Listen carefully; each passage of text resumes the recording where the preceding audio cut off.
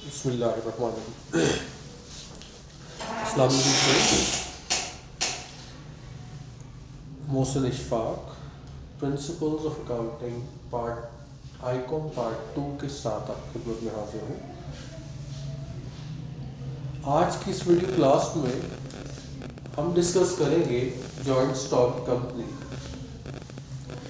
Joint stock company, जैसा कि इसके नाम से जाहिर है बच्चों कि कंपनी है। Company is an association of person. Company एक लार्ज स्केल बिजनेस ऑर्गेनाइजेशन है जिसमें हम डिस्कस करते हैं, जिसमें हम बिजनेस आइडियाज़ को डिस्कस करते हैं, बिजनेस की ग्रोथ की बात करते हैं, जिसमें हम बात करते हैं कि बिजनेस जो जॉइंट स्टॉक कंपनी है ये largest form of business organization है। इस largest form of business organization में बहुत ज़्यादा लोग मिलकर अपना कैपिटल इन्वेस्ट करते हैं। उस कैपिटल की मदद से बिजनेस ग्रोथ पॉसिबल होती है और बिजनेस को लार्ज स्केल मल्टी डायमेंशंस में बिजनेस किया जाता है।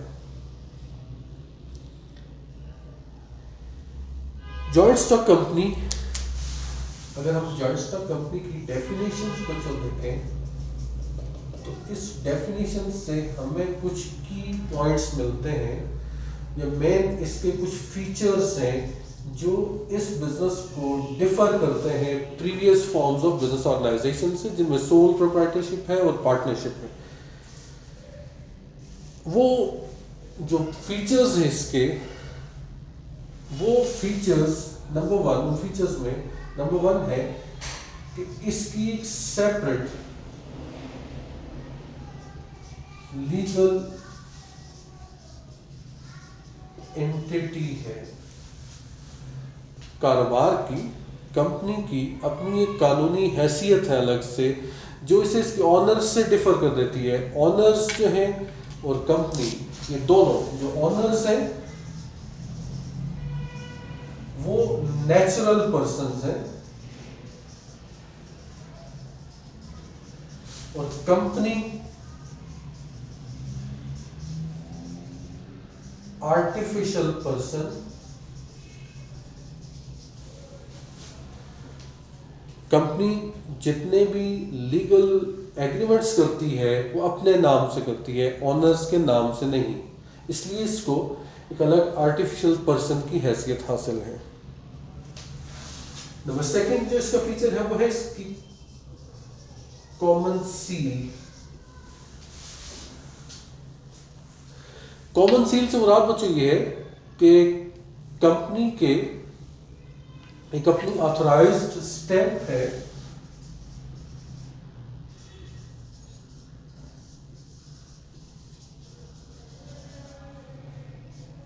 जिसे कंपनी के ऑफिशियल सिग्नेचर्स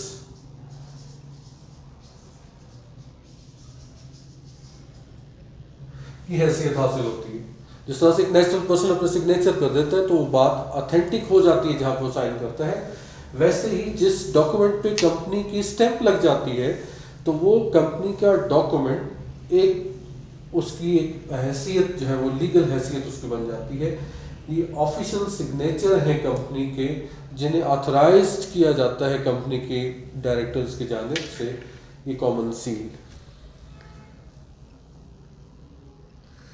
फिर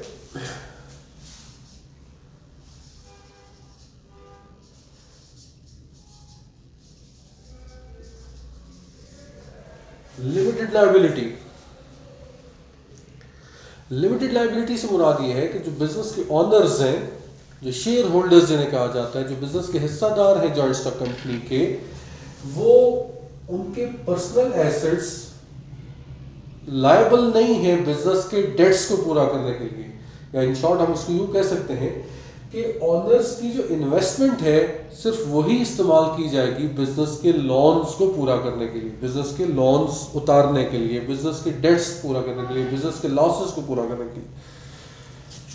अब हम बात करें, ये कुछ फीचर्स हैं जो कि इस बिजनेस को डिफर करते हैं बाकी बिजनेस ऑर्गेनाइजेशन से।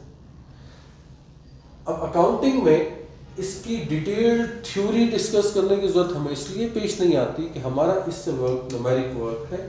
इस न्यूमेरिक वर्क के लिए न्यूमेरिक जितना भी हमारा इससे जॉइंट स्टॉक कंपनी के डॉक्यूमेंट्स कैसे प्रिपेयर किए जाते हैं, जॉइंट स्टॉक कंपनी की स्टेटमेंट्स कैसे बनाई जाती हैं, अकाउंटिंग रिकॉर्ड्स कैसे प्रिपेयर किए जाते हैं, हम यहाँ पे इस चीज़ को डिस्कस करेंगे।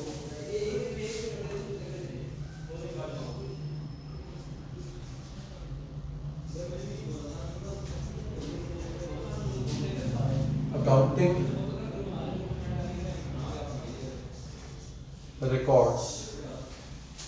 अच्छा, हम इस तफसील में जाने से पहले हम डिस्कस करते हैं कि कंपनी के कैपिटल, जितनी अमाउंट से कंपनी स्टार्ट की जाती है वो कंपनी का कैपिटल, और कंपनी कैपिटल्स को डिफरेंट जो है वो सोर्सेज से हासिल किया जाता है। जब भी आपको बिजनेस करते हो तो बिजनेस करने के लिए आपके पास कैपिटल का होना ज़रूरी है। Availability of capital from any source, वो किसी भी सोर्स से आपको हो तो वो बहुत इंपॉर्टेंट है बिजनेस की ग्रोथ के लिए, बिजनेस के ऑपरेशंस को रन करने के लिए, बिजनेस के रनिंग एक्सपेंडिचर्स को मीट करने के लिए। जब भी कंपनी को स्टूडेंट्स, जब भी कंपनी को फाइनेंस पैसों की ज़रूरत पड़ती है तो कंपनी फाइनेंस अपना जनरेट करती है दो मेजर सोर्सेज से।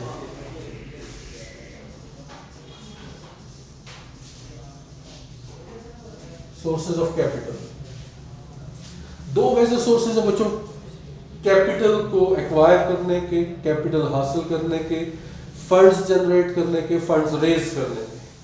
पहला सोर्स है company obtain capital by issuing shares।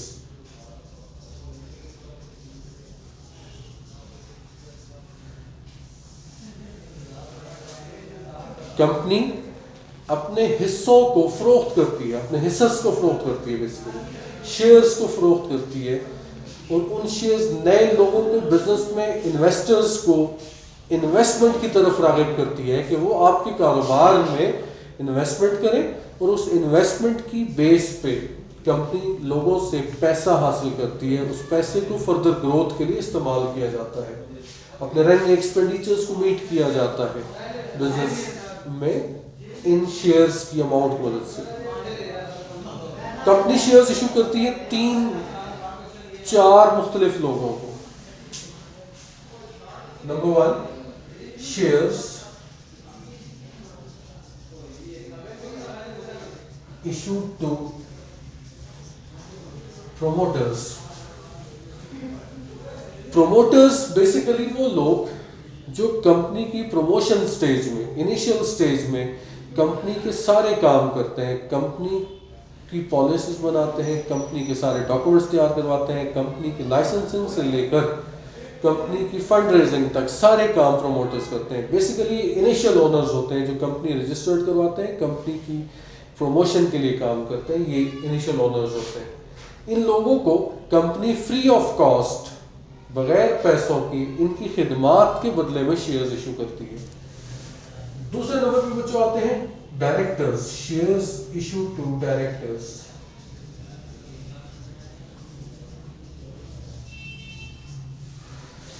Directors वो एक्सपर्ट मैनेजमेंट है जो कंपनी के रूल्स एंड पॉलिसीज बनाती हैं और उन पॉलिसीज को इम्प्लीमेंट करवाती हैं, जो कंपनी के गोल्स और ऑब्जेक्टिव्स सेट करते हैं और उन गोल्स और ऑब्जेक्टिव्स को हासिल करने के लिए डिफरेंट पॉलिसीज बनाते हैं।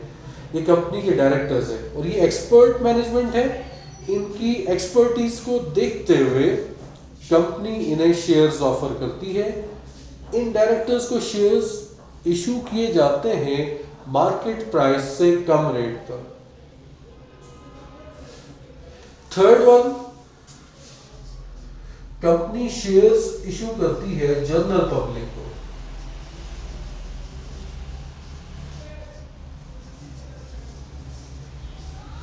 Shares issue to general public. Company को अपने किसी प्रोजेक्ट की डेवलपमेंट के लिए फंड्स रिक्वायर्ड है तो कंपनी पर शेयर इशू करेगी जनरल पब्लिक को, ऑफर करेगी शेयर कंपनी जनरल पब्लिक को। एडवर्टाइज किया जाएगा न्यूज़पेपर में या डिफरेंट मीडिया चैनल्स पे कि कंपनी अपने इतने शेयर्स मार्केट में जनरल पब्लिक को बेचना चाहती है। जनरल पब्लिक कंपनी की इस ऑफर के मुताबिक एप्लीकेशंस फराहम करेंगे कंपनी को। उन एप्लीकेंट्स पे एज पर कंपनी पॉलिसी उन्हें फिर शेयर्स इशू किए जाएंगे। नंबर 4 पे shares issue to vendor. Vendor basically वो सप्लायर्स हैं जिनसे कंपनी उधार कोई एसेट परचेज करती है। जब कंपनी उधार परचेज करती है तो उसके पास इतने फंड्स नहीं है कि वो कैश पेमेंट कर सके अपने उन एसेट्स के बदले में। तो फिर कंपनी उन वेंडर्स को, उन सप्लायर्स को जहां से वो एसेट परचेज कर रही है उनसे उन्हें शेयर्स ऑफर किए जाते हैं। इसे हम कहेंगे शेयर्स इशू टू वेंडर्स। जो एसेट आप परचेज कर रहे हो उस एसेट के बदले में उन वेंडर्स को आप शेयर्स इशू कर देते हो। ये 4 डिफरेंट सोर्सेज हैं बच्चों जहां से कंपनी फंड्स जनरेट करने की कोशिश करती है शेयर्स इशू करके। इसके बाद जो दूसरा बच्चों फंड्स रेजिंग का मेजर सोर्स है वो है bye issuing debentures.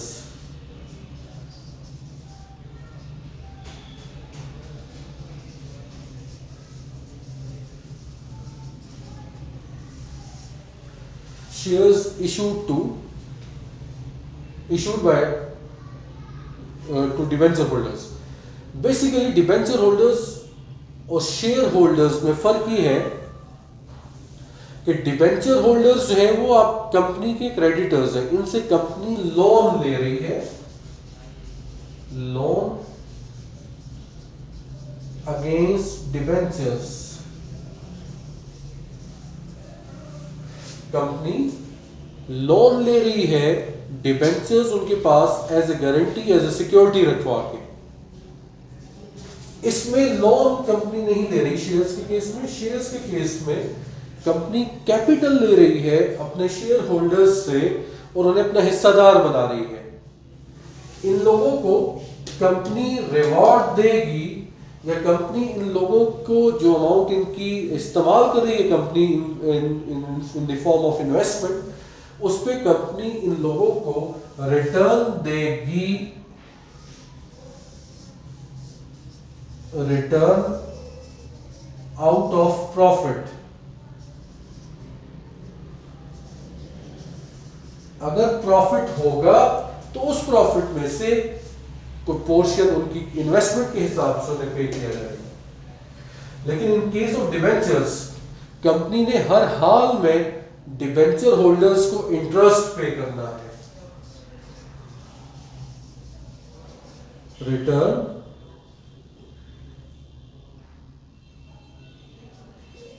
In the form of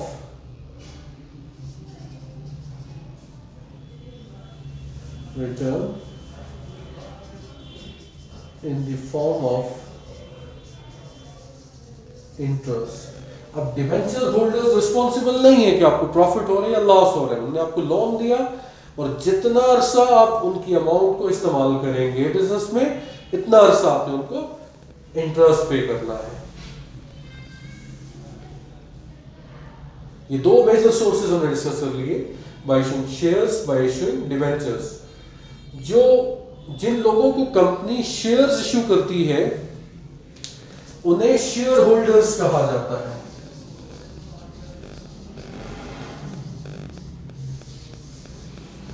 जिन लोगों को कंपनी डिबेंचर्स इशू करती है उन्हें डिबेंचर होल्डर्स कहा जाता है।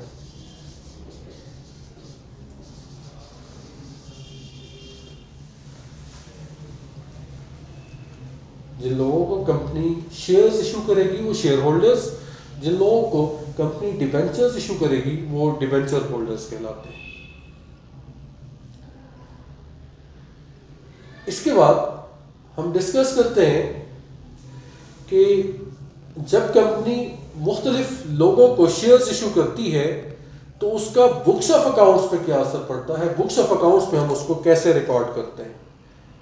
आपने एक चीज अपने जहन में रखनी है कि हम बुक्स ऑफ अकाउंट्स जो प्रिपेयर करते हैं वो कंपनी की करते हैं, ऑनर्स की नहीं करते। कंपनी आर्टिफिशियल पर्सन है, इसलिए उसकी बुक्स ऑफ अकाउंट्स उसके नाम से प्रिपेयर की जाएंगी। जैसा कि आपने अकाउंटिंग साइकिल में पढ़ लिया कि जब भी बुक्स ऑफ अकाउंट्स की जरूरत पेश आती है तो आप एक पूरे सर्कल से आप उसको लेकर चलते हो, different books of accounts prepare करके देन आप उसको फाइनलाइज करते हो, कंपनी का प्रॉफिट या लॉस कैलकुलेट करते हो या कंपनी की फाइनेंशियल पोजीशन आप मालूम करते हो। अब जो इस साइकिल में जो हमने डिस्कस किया, तो सबसे पहले हम ये देखेंगे कि जब कंपनी शेयर्स इशू करती है तो उसकी जो इनिशियल स्टेप है वो हमने जर्नल में रिकॉर्ड करना है इसको, और जर्नल एंट्रीज को हमने रिकॉर्ड करना है।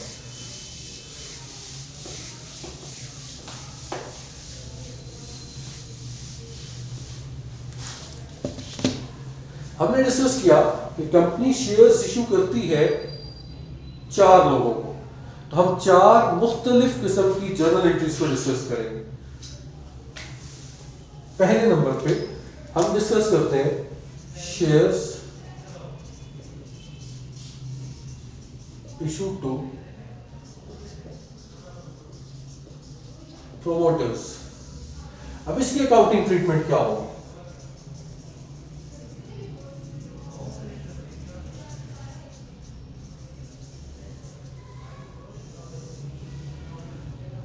पहला जो स्टेप है कि जब कंपनी प्रोमोटर्स को शेयर्स इशू करती है तो उस वक्त उसकी क्या जर्नल एंट्री की जाती है। हमने डिस्कस किया प्रीवियसली कि जब भी प्रोमोटर्स को कंपनी शेयर्स इशू करती है तो वो फ्री ऑफ कॉस्ट उनकी सर्विसेज के बदले में कंपनी उन्हें शेयर्स इशू करती है।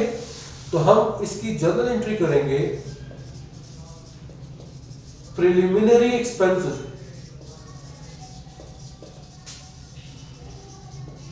अकाउंट डेबिट और शेयर कैपिटल क्रेडिट।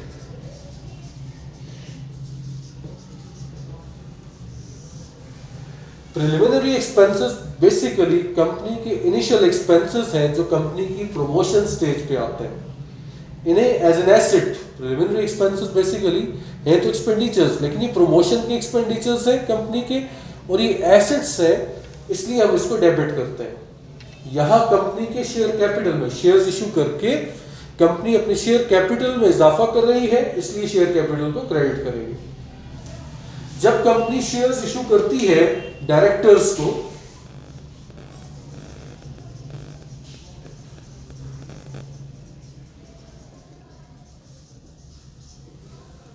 तो डायरेक्टर्स को शेयर्स इशू किए जाते हैं पैसों के बदले में, पैसे लिए जाते हैं उनसे, लेकिन ये पैसे कंपनी के अकाउंट में मार्केट रेट से कम पे ट्रांसफर किए जाते हैं। डायरेक्टर्स भी बेसिकली एक्सपर्ट मैनेजमेंट है। कंपनी की पॉलिसी ये है कि वो एक्सपर्ट्स लोगों को अकोमोडेट करना चाहती है, उन्हें अपना हिस्सेदार बनाना चाहती है ताकि वो बेहतर अंदाज से काम करें और बिजनेस की ग्रोथ में अपना किरदार अदा करें, इसलिए उन्हें मार्केट रेट से कम पे शेयर्स इशू किए जाते हैं। जब डायरेक्टर्स को कंपनी शेयर्स इशू करती है तो उसकी एंट्री की जाती है बैंक अकाउंट डेबिट और share capital account credit. Shares issue to directors, जब प्रोमोटर्स को शेयर इशू किए जाएंगे तो एक एंट्री की जाएगी, डायरेक्टर्स को शेयर इशू किए जाएंगे तब भी एक एंट्री की जाएगी। इसमें बैंक अकाउंट को डेबिट इसलिए किया जा रहा है कि कंपनी के बैंक अकाउंट में इजाफा होगा जब डायरेक्टर्स कंपनी के बैंक अकाउंट में अमाउंट ट्रांसफर करेंगे। कंपनी के कैपिटल में भी इजाफा हो रहा है क्योंकि कंपनी के कैपिटल जो शेयर्स हैं वो number of shares company issue कर रही है उनको ज्यादा अमाउंट पर, इसलिए। थर्ड नंबर है shares issue to general public.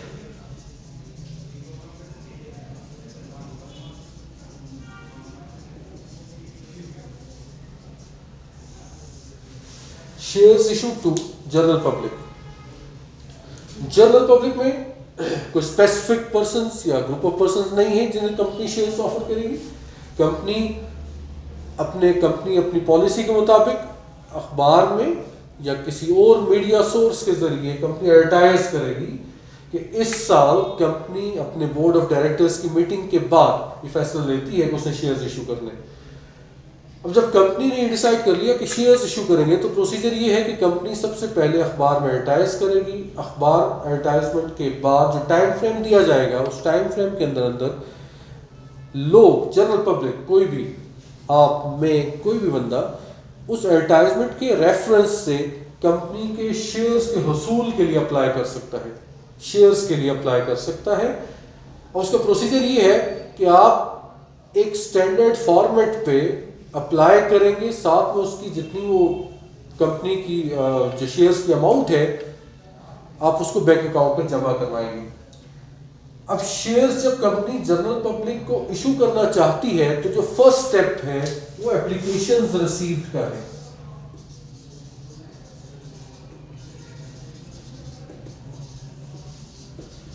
General public से एप्लीकेशंस रिसीव्ड की जाएंगी। अब नंबर ऑफ एप्लीकेशंस जितनी होंगी उतने ही आपके पास कैपिटल आएगा।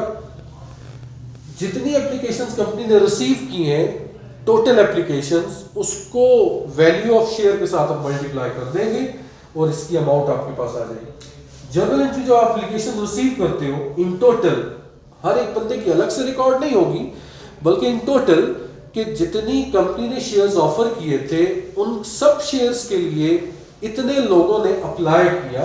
तो आप एंट्री करोगे bank account debit shares application account credit. Company applicant से एप्लीकेशन के साथ अपने बैंक अकाउंट में अमाउंट ऑफ शेयर्स भी रिसीव करेगी। आप बैंक ड्राफ्ट के जरिए अपनी एप्लीकेशंस के जमा करवाने के साथ साथ अमाउंट भी बैंक में डिपॉजिट करवाएंगे। तो फर्स्ट स्टेप पे आपने एप्लीकेशन जमा करवा दी। अब कंपनी इन एप्लीकेशंस की छानबीन एज पर अपनी पॉलिसी करेगी। कंपनी की जो पॉलिसी है, डिफरेंट कंपनीज की डिफरेंट पॉलिसीज हैं कि वो first come first serve base पे करती हैं। कुछ एप्लीकेंट्स का हमने क्राइटेरिया बनाया है कि किन लोगों को ऑफर किया जाएगा।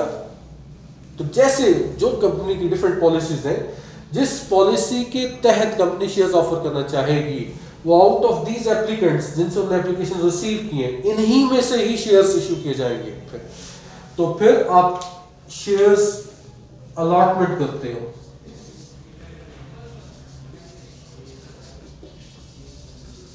Allotment of shares.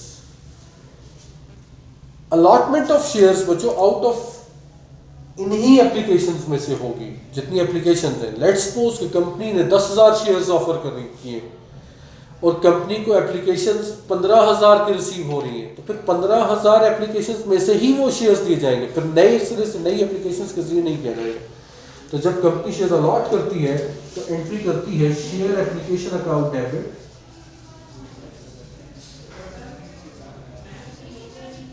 और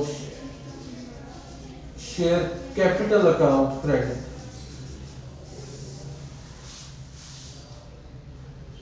शेयर एप्लीकेशन एक टेम्परेरी अकाउंट था, उसको आहिस्ता आहिस्ता क्लोज किया जा रहा है और शेयर कैपिटल में इजाफा होगा, शेयर कैपिटल को क्रेडिट कर देंगे। अब इसमें 3 पॉसिबल बच्चों इसमें बातें हो सकती हैं फ्रेंड्स। वो ये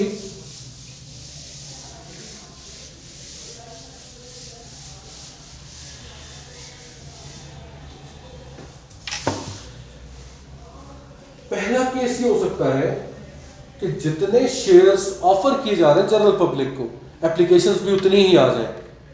तो फिर ये 2 एंट्रीज, पहली एप्लीकेशंस की और फिर अलॉटमेंट की, 2 एंट्रीज। दूसरा केस ये हो सकता है कि शेयर्स कंपनी ने कम ऑफर किए हैं, कंपनी की गुडविल रेपुटेशन अच्छी है, प्रॉफिट मार्जिन कंपनी का अच्छा है, तो फिर ज्यादा लोग कंपनी में इन्वेस्ट करना चाहेंगे। इसे कहते हैं ओवर सब्सक्रिप्शन।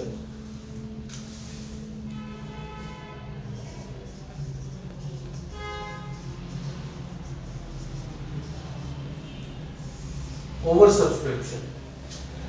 सब्सक्रिप्शन ये है कि कंपनी को जो शेयर्स ऑफर किए हैं कंपनी ने,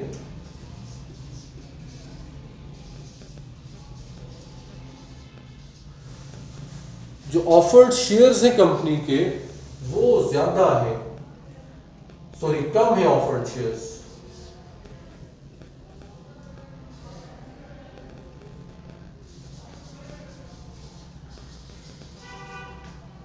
एप्लीकेशंस, ठीक है, या एप्लीकेशंस ज्यादा है ऑफर्ड शेयर्स से।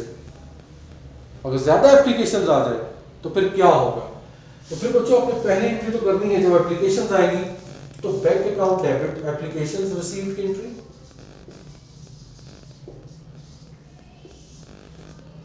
वही जो आप प्रीवियसली कर चुके हैं, bank account debit share application credit.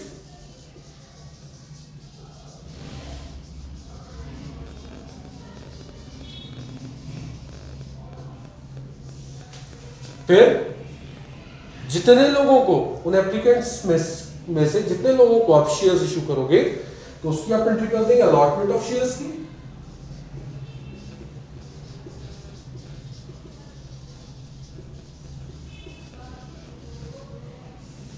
Shares की अलॉटमेंट की जाएगी आउट ऑफ एप्लीकेशंस, तो फिर आप वही एंट्री करते हो, शेयर एप्लीकेशन अकाउंट डेबिट।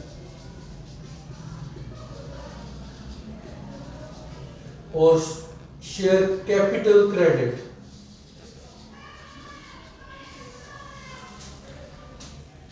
और इसमें फिर क्योंकि ओवर सब्सक्रिप्शन है, आपने ज्यादा लोगों से पैसे लिए हुए, एप्लीकेशन ज्यादा है, शेयर्स आपके पास कम है जो आपने ऑफर किए हैं आपने इशू करने, तो फिर आप जितने ज्यादा लोगों ने अप्लाई किया उन लोगों को आप रिफंड कर देंगे। इसमें थर्ड आप एंट्री करेंगे तो रिफंड। तो रिफंड का केस बच्चों उस वक्त आएगा जब आपके पास एप्लीकेशंस ज्यादा होंगी और नंबर ऑफ शेयर्स आपके पास कम होंगे। तो फिर कुछ लोगों को शेयर्स दे दिए जाएंगे और कुछ को अमाउंट रिफंड की जाएगी। तो अमाउंट रिफंड करने की बच्चे जनरल एंट्री आप करोगे, शेयर एप्लीकेशन अकाउंट डेबिट और बैंक अकाउंट क्रेडिट। आपका बैंक अकाउंट डिक्रीज हो रहा है इसलिए आप बैंक अकाउंट को क्रेडिट करेंगे। ये केस आपने डिस्कस किया ओवर सब्सक्रिप्शन का। सेम इसमें एक केस आपके पास अंडर सब्सक्रिप्शन का आता है।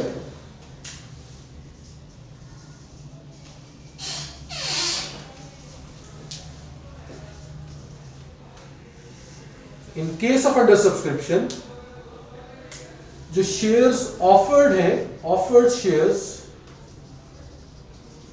वो आपके पास ज्यादा है एप्लीकेशंस। इसको हम यूं कह सकते हैं कि नंबर ऑफ एप्लीकेशंस कम है आपके पास शेयर्स ऑफर्ड से। उस केस में फिर अगेन आपके पास पहली दो तो कॉमन एंट्रीज है जो आपने करनी है, जनरल एंट्रीज, जिनमें पहली एंट्री आप करते हो एप्लीकेशन रिसीव्ड की,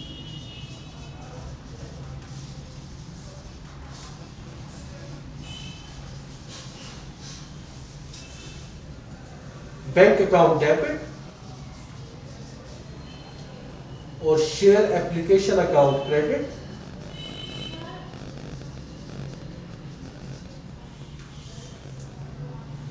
अगेन अलॉटमेंट ऑफ शेयर्स,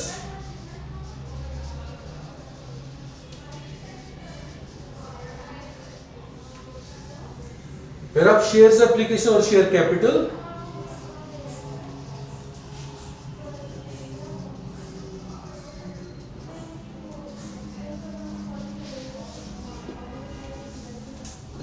अब इसमें क्या होगा? इसमें ये है बच्चों कि कंपनी के वो डायरेक्टर्स जिन्होंने बोर्ड ऑफ डायरेक्टर्स की मीटिंग में कंपनी को ये सजेस्ट किया था कि आप इतने नंबर ऑफ शेयर्स इशू करें, जिन्होंने ये गारंटी दी थी कंपनी को बेसिकली कि अगर आपके सारे शेयर्स मार्केट में जनरल पब्लिक नहीं खरीदती तो जितने रिमेनिंग शेयर्स होंगे वो हम आपसे परचेज कर लेंगे। उन्हें अंडर राइटर्स का नाम दिया जाता है।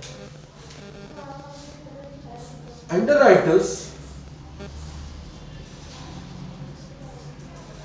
बेसिकली वो गारंटर्स होते हैं आउट ऑफ डायरेक्टर्स, जिन्होंने कंपनी को गारंटी दी है कि जो बच जाने वाले शेयर्स हैं जो कंपनी से जनरल पब्लिक नहीं खरीदेगी वो हम आपसे खरीद लेंगे। तो कंपनी रिमेनिंग शेयर्स फिर अंडर राइटर्स को भेज देती है। आप उसकी जर्नल एंट्री करते हैं, बैंक अकाउंट डेबिट और शेयर कैपिटल अकाउंट क्रेडिट। इस तरह से कंपनी जो शेयर्स हैं वो जनरल पब्लिक को इशू करती है। कंपनी जब जनरल पब्लिक को शेयर्स इशू करती है तो उसमें हमने 3 केसेस पढ़े कि number of shares offered is equal to applications. फिर ओवर सब्सक्रिप्शन के case, number of shares offered is greater than applications. Under subscription के केस में offered shares less than applications.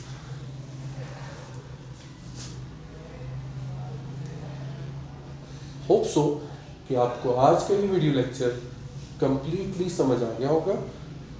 अगले वीडियो लेक्चर तक के लिए इजाज़त दीजिए, हम यहीं से इसको कंटिन्यू करेंगे। हमारे साथ रहिएगा, चैनल को सब्सक्राइब कर लें, वीडियो को ज़्यादा से ज़्यादा लोगों को शेयर करें ताकि आपकी तरह सब दोस्तों का फ़ायदा हो। जज़ाकल्लाह।